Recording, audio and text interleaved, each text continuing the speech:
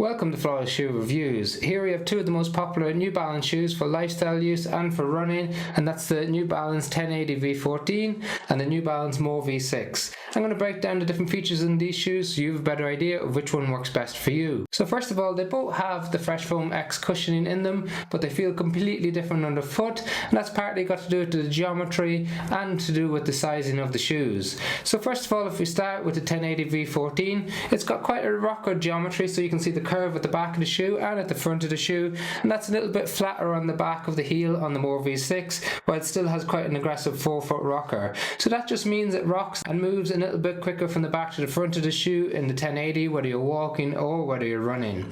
Now in addition to that, it's a little bit softer, a little bit bouncier and snappier in the 1080 V14. It's a little bit firmer in the More V6, so you definitely don't sink into it as much as what we saw in the More V5, and it's not mushy or too cloud-like either. So it's a nice balance in between, whereas the 1080 V14 is quite springy, quite bouncy, a complete contrast to what we saw in the V13. And as we think about the base of each shoe, we've got a much wider platform both in the midfoot and in the forefoot on the More V6. So you can see that it's completely broader throughout the shoe in the More V6, and that gives it a more stable platform underneath your foot, increasing the amount of contact that you have with the ground. In addition to that, it's got quite a lot of sole flare on the forefoot, so that's where the sole comes out wider than where your foot sits in the shoe, again increasing the amount of ground contact but also making it more stable overall. It's got some sidewalls, but they're reduced compared to the previous model on the inside and the outside of the shoe. Those of you not familiar with sidewalls, these come up from the midsole to help cradle the foot, keep your foot centered in the shoe as you move.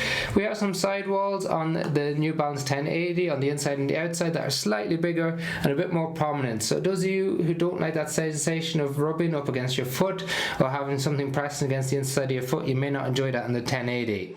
It's a little bit more of a snug fit overall in the 1080, but you still have ample space in the toe box.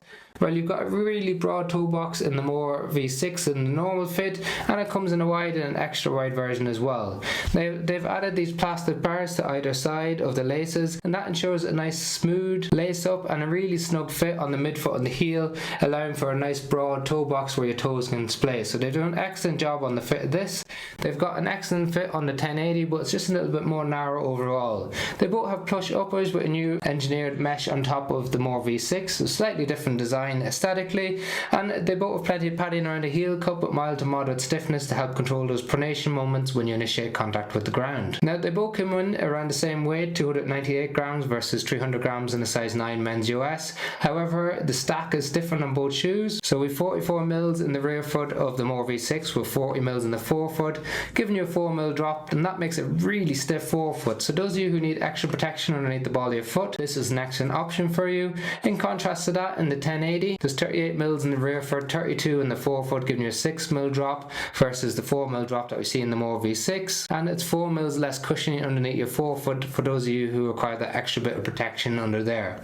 So the 4 mil drop is quite a low drop, giving you a nice even distribution of pressure across the foot. 6 mil is quite normal in the 1080, and the majority of you won't notice a difference in it unless you're specifically looking for a lower drop shoe.